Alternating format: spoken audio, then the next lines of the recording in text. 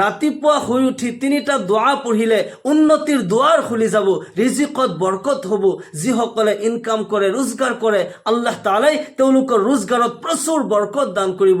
জীৱনৰ অভাৱ অনাটন পেৰেচানিবোৰ আল্লাহ তাআলাই দূৰ কৰি জীৱনত শান্তি দান কৰিব।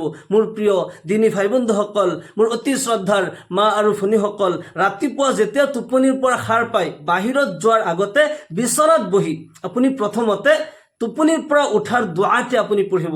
আলহামদুলিল্লাহিল্লাজি আহয়ানা বা'দামা আমাতানা ওয়া ইলাইহিন নুশুৰ। টোপনিৰ পৰা সাৰ পাই এই দোৱাটি লগে লগে পঢ়িব লাগে। এই দোৱাৰ অৰ্থ হৈছে সকলো প্ৰশংসা সেইজন মহান আল্লাহ তাআলাৰ বাবে যিজনে আমাক মৃত্যুৰ পিছত পুনৰ জীৱিত কৰিলে। আল্লাহু আকবাৰ। টোপনিটো এক ধৰণৰ মৌত হয়। আমি যেতিয়া ৰাতি টোপনিত যাওঁ, আমি একোৱে গম নাপাওঁ। পিছদিনা পুৱতিৰ সূৰ্য যে আমি দেখিবলৈ পাম তাৰ কোনো গেৰাণ্টি নাই। টোপনিত যোৱা মানে মৌতৰ আধা ৰাস্তা। আমি টোপনিত যাওঁতে এটা দোৱা পঢ়ো, আল্লাহুম্মা বিস্মিকা আমুতু ওয়া আহয়া। ইয়া আল্লাহ, মই তোমাৰ নামতে মৰো আৰু তোমাৰ নামতে জীৱিত হওঁ। অৰ্থাৎ তোমাৰ নামতে মোৰ জীৱন, তোমাৰ নামতে মোৰ মৰণ। আমি যেতিয়া টোপনিত যাওঁ এই দোৱাটি পঢ়ো। এই দোৱাটি পঢ়ি যেতিয়া আমি শুই যাওঁ আৰু ইয়াৰ পিছত আমি কোনো কিছু গম নাপাওঁ। যেতিয়া আল্লাহ তাআলা আকৌ পুনৰ জীৱন দান কৰিলে, মোক যেতিয়া সাৰ পোৱাৰ তৌফিক দিলে, তেতিয়া আমি আল্লাহ তাআলাৰ শুকৰিয়া আদায় কৰিব লাগে। আলহামদুলিল্লাহিল্লাজি আহয়ানা বা'দামা আমাতানা ওয়া ইলাইহিন নুশুৰ। টোপনিটো আল্লাহ তাআলাৰ এক বহুত ডাঙৰ নিয়ামত হয়। আল্লাহ তাআলাই কয়, ওয়াজআলনা নাওমাকুম সুবাতা ওয়াজআলনাল লাইলা লিবাসা। আমি টোপনিক বনাইছো আৰামদায়ক আৰু ৰাতিক কৰিছো আৱৰণ। ৰাতি ইশাৰৰ নামাজ পঢ়ি খানা পিনা কৰাৰ পিছত আমি সোনকালে শুই যাব লাগে আৰু ৰাতিপুৱা সোনকালে উঠিব লাগে। সোনকালে উঠি টোপনিৰ পৰা উঠিয়ে এই দোৱাটি পঢ়িব। ইয়াৰ পিছত সুন্দৰকৈ অজু কৰি আপুনি ফজৰৰ নামাজ আদায় কৰিব।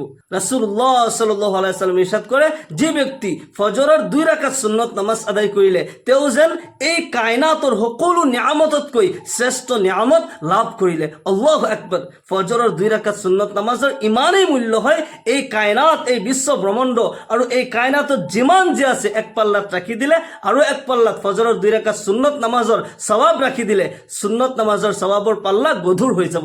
আল্লাহু আকবার।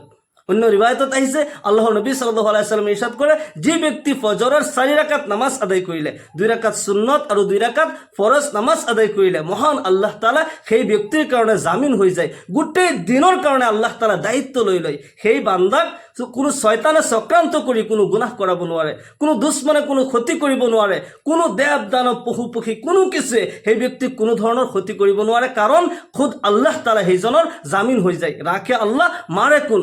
আল্লাহ যাৰ হৈ যায় এই কায়নাত তাৰ কদমৰ তলত আহি যায়। আল্লাহু আকবাৰ। ফজৰৰ নামাজৰ পিছত জাই নামাজত বহি বহি কিছুমান দুআয়ে মসনুনা আছে, সেইবোৰ দুআ আপুনি পঢ়িলে, বিসমিল্লাহিল্লাজি লা ইয়াজুরু মা ইসমিহি শাইউন ফিল আরদ ওয়ালা ফিস সামাই ওয়া হুয়াস সামিউল আলিম। এই দোয়াটি পঢ়িলে আসমান জমিন আৰু এই আসমান জমিনৰ মাজত যিমান যি আছে কোনো কিছুৱে আপোনাক ক্ষতি কৰিব নোৱাৰে। সকলো ধৰণৰ দুশ্মনৰ ক্ষতিৰ পৰা আপুনি নিৰাপদে থাকিব পাৰিব। আল্লাহৰ নবী সাল্লাল্লাহু আলাইহি ওয়াসাল্লামে নিজে এই দোয়াটি শিকাইছে। নবী সাল্লাল্লাহু আলাইহি ওয়াসাল্লামে নিজেও এই দোয়াটি পাঠ কৰিছে, বিসমিল্লাহিল্লাজি লা ইয়াজুৰু মা ইসমিহি শাইউন ফিল আৰদ ওয়ালা ফিস সামাই ওয়া হুয়াস সামিউল আলিম। ইয়াৰ পিছত আৰু এটা দোয়া মই কৈ দিওঁ, রাযিতু বিল্লাহি রাব্বাও ওয়া বিল ইসলামি দীনাও ওয়া বি মুহাম্মাদিন সাল্লাল্লাহু আলাইহি ওয়াসাল্লাম নাবিয়্যা ওয়া রাসূলা, অথবা রাযিতু বিল্লাহি রাব্বাও ওয়া বিল ইসলামি দীনাও ওয়া বি মুহাম্মাদিন নাবিয়্যা। এই দোয়াটি যদি আপুনি পাঠ কৰে কবৰৰ সওয়ালৰ জবাব আসান হৈ যাব। আমাক সকলোকে মৃত্যুৰ পিছত কবৰত 3টা সওয়াল কৰা হ'ব, জৰুৰী বাধ্যতামূলক। মাৰ ৰব্বুকা, তোমাৰ প্ৰতিপালক কোন? তোমাৰ ৰব কোন? মা দীনুকা, তোমাৰ দিন কি? তোমাৰ মজহব কি? মা হাজাৰ ৰজুল, ৰাসূলুল্লাহ সাল্লাল্লাহু আলাইহি ওয়াসাল্লামক দেখুৱাই প্ৰশ্ন কৰা হ'ব, এইজন ব্যক্তিক চিনি পোৱা নে? এইজন কোন হয়? যদি ইমানদাৰ হও নিশ্চয় আমি এই সওয়ালৰ জবাব নিশ্চয় দিব পাৰিম। আৰু যদি এই আমল আমি কৰি থাকো, সদায় যদি পাঠ কৰি থাকো, তেতিয়াহ'লে নিশ্চয় কবৰৰ সওয়ালৰ জবাব আসান হৈ যাব। ইয়াত আৰু এটা আমল মই কৈ দিওঁ, কবৰৰ সওয়ালৰ জবাব আসান হ'বলৈ অতি সহজ এই আমলটি। মানুহ কিন্তু অভ্যাসৰ দাস হয়, আমি কিন্তু অভ্যাসৰ দাস। ফৰ এক্সাম্পল, মই এটা কথা যদি বাৰ বাৰ কৈ থাকোঁ, সদায় যদি মই এটা কথা কৈ থাকোঁ, মোৰ এটা অভ্যাস যেতিয়া হৈ যাব, সেই সেম বাক্যটো এনেকুৱা এটা জাগাত মোৰ মুখৰ পৰা ওলাই যাব য'ত নেকি মই ক'ব বিচৰা নাছিলোঁ। মোৰ এটা অভ্যাস হৈ গৈছিল। মনত ৰাখিব, আমি যেতিয়া টোপনিৰ পৰা সাৰ পাওঁ, আমি আগতে কৈছোঁ যে টোপনিটো মৌতৰ দৰেই হয়। যেতিয়া টোপনিৰ পৰা সাৰ পাওঁ আমি উঠি বহোঁ। কবৰত ছেম, আমি যেতিয়া মৃত্যু হ'ম কবৰত শুৱাই ৰাখিব আৰু মুনকিৰ নাকিৰ আহি আমাক উঠাই বহাব, সৱাল কৰিবলৈ আমাক উঠাই বহাব। যদি আমি এটা অভ্যাস কৰি লওঁ যে সদায় যেতিয়া মই টোপনিৰ পৰা উঠি আছিলোঁ, উঠি থাকোঁতে মই এই দুআটি পঢ়োঁ, ৰাজিতু বিল্লাহি ৰব্বাও ও বিল ইছলামি দীনাও ও বি মুহাম্মাদিন নবিয়া, কৈ আছোঁ আৰু উঠি আছোঁ। এই অভ্যাসটো যদি মোৰ ডেইলি হয়, ডেইলি যদি মই এই দুআটি পঢ়ি থাকোঁ অথবা কলিমাটো যদি পঢ়ি থাকোঁ, লা ইলাহা ইল্লাল্লাহ মুহাম্মাদুৰ ৰাছুলুল্লাহ, যদি টোপনিৰ পৰা উঠি আছোঁ আৰু পঢ়ি আছোঁ লা ইলাহা ইল্লাল্লাহু মুহাম্মাদুৰ ৰাছুলুল্লাহ, নবীৰ কলিমা যেতিয়া মই পঢ়ি দিম, এই যে মোৰ অভ্যাস হৈ গ'ল, এই দুআটি পঢ়ক অথবা কলিমাটি আপুনি পঢ়ক, এই দুটাৰ দুৱাৰ পৰা যিকোনো এটা দুআ আপুনি অভ্যাস কৰি লওক। মৃত্যুৰ পিছত যেতিয়া মুনকিৰ নাকিৰে উঠাই বহাব, অটোমেটিক আপুনি যি দুআটি মৰ্চ কৰিছিলে, যিটো আপোনাৰ অভ্যাস হৈ আছিল, অটোমেটিক আপোনাৰ জুবানৰ পৰা ওলাই যাব, ৰাজিতু বিল্লাহি ৰব্বাও ও বিল ইছলামি দীনাও ও বি মুহাম্মাদিন নবিয়া।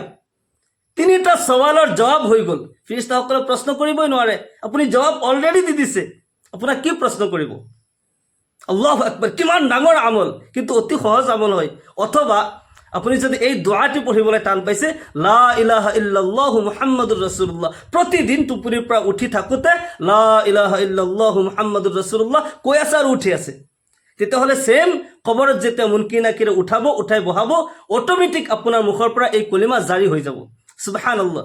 যদি আপুনি নবীৰ কলিমা পঢ়ি দিলে, য'ত নেকি আল্লাহ তালাৰ একত্ববাদৰ কথা কোৱা হ'ল, যে নাই কোনো মাবুদ আল্লাহৰ বাহিৰে, আৰু হজৰত মুহাম্মদ সাল্লাল্লাহু আলাইহি ওয়াসাল্লাম আল্লাহ তালাৰ ৰসুল হয়, আল্লাহ আৰু আল্লাহৰ ৰসুলৰ পৰিচয় যেতিয়া আপুনি দি দিলে, যেতিয়া কলিমা এই বাক্য আপোনাৰ মুখৰ পৰা ওলাই গ'ল, মুনকিৰ নাকিৰে আপোনাক কোনো সৱাল কৰিবই নোৱাৰে।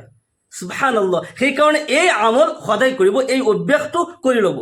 এই দুআটি পঢ়িব, ৰাজিতু বিল্লাহি ৰব্বাও ও বিল ইছলামি দীনাও ও বি মুহাম্মাদিন নবিয়া, অথবা কলিমাটি লা ইলাহা ইল্লাল্লাহ মুহাম্মাদুৰ ৰাছুলুল্লাহ, এই দুইটাৰ পৰা যিকোনো এটা অভ্যাস কৰি ল'ব।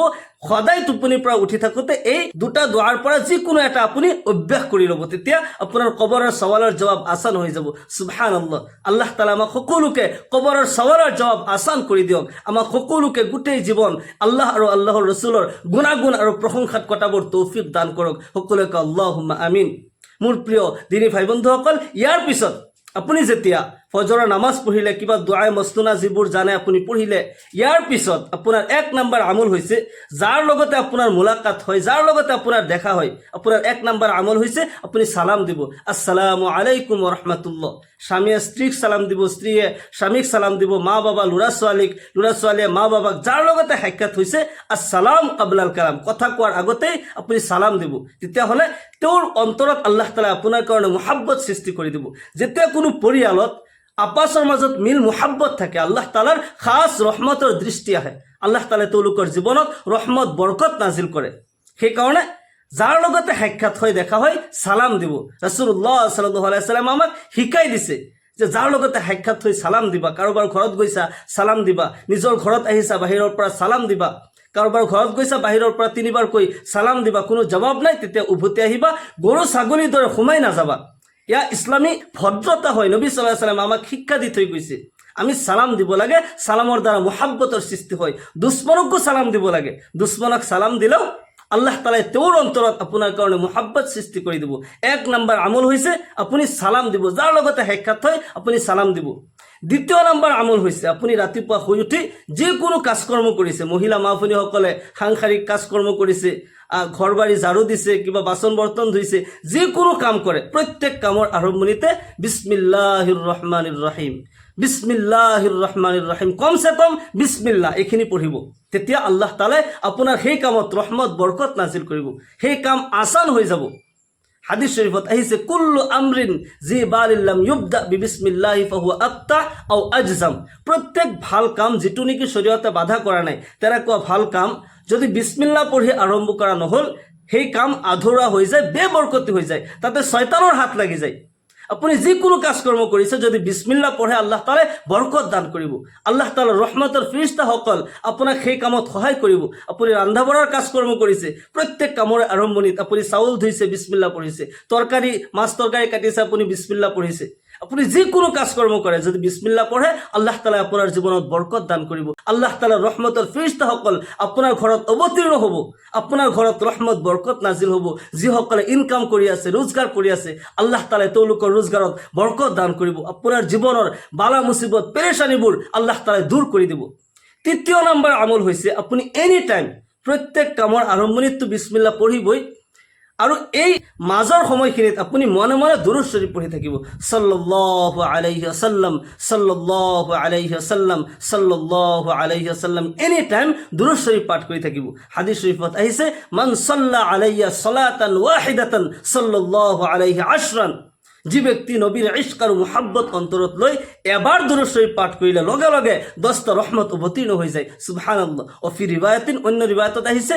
যে ব্যক্তি এবার দুরূদ শরীফ পাঠ করিব 10টা গুনাহ মাফ হয় 10টা রহমত নাজিল হয় আর 10টা মর্যাদা আল্লাহ তাআলা বুলন্দ করে দিয়ে সুবহানাল্লাহ আৰু যে ব্যক্তি বেশি বেশি দুরূদ শরীফ পাঠ করিব স্বয়ং আল্লাহ তাআলা সেই ব্যক্তির প্রতি রাজি খুশি হয়ে যায় কিয়নো আল্লাহ তাআলা নিজে তেখেতৰ হাবিব জনাব মুহাম্মদুর রাসূলুল্লাহ সাল্লাল্লাহু আলাইহি সাল্লামের উপর দুরূদ শরীফ পাঠ করে ইন্নাল্লাহা ওয়া মালাইকাতাহু ইসাল্লুনা আলান নবী ইয়া আইয়ুহাল্লাযিনা আমানু সাল্লু আলাইহি ওয়া সাল্লিমু তাসলিমা নিশ্চয় আল্লাহ পাক আর তোর ফেরেশতাসকলে ইসাল্লুনা আলান নবী নবীর উপর দুরূদ শরীফ পাঠ করে হে মুমিন সকল যিসকল ইমান আনিছা মোৰ ওপৰত মোৰ ৰাসূলৰ ওপৰত আল্লাহ তাআলা নিজে কৈ আছে সাল্লু আলাইহি ওয়া সাল্লিমু তাসলিমা তোমালোকেও নবীৰ ওপৰত দুৰূদ পঢ়া সালাম পঠোৱা আৰু আল্লাহ তাআলাই একদল ফেৰেশতা এই কামতে নিযুক্ত দি থৈছে তেওঁলোকৰ বেলেগ কোনো কাম নাই যতই কোনো বান্দাই নবীৰ ইশক আৰু মুহাব্বতত দুৰূদ পঢ়িছে তাৰ নাম তাৰ ঠিকনা লৈ তাৰ ফুল এড্ৰেস লই নবীৰ ৰোজাত গই সালাম দি জানা ইয়া ৰাসূলুল্লাহ ইয়া হাবিবাল্লাহ